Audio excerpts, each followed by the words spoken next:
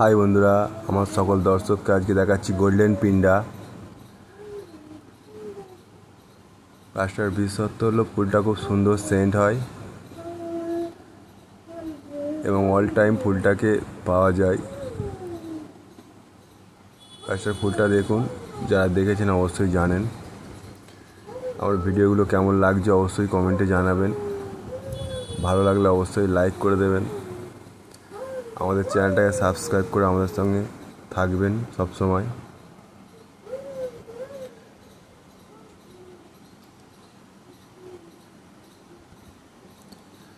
আপনাদের ভালোবাসা আমাদেরকে নিত্য নতুন ভিডিও বানাতে সহযোগিতা করে।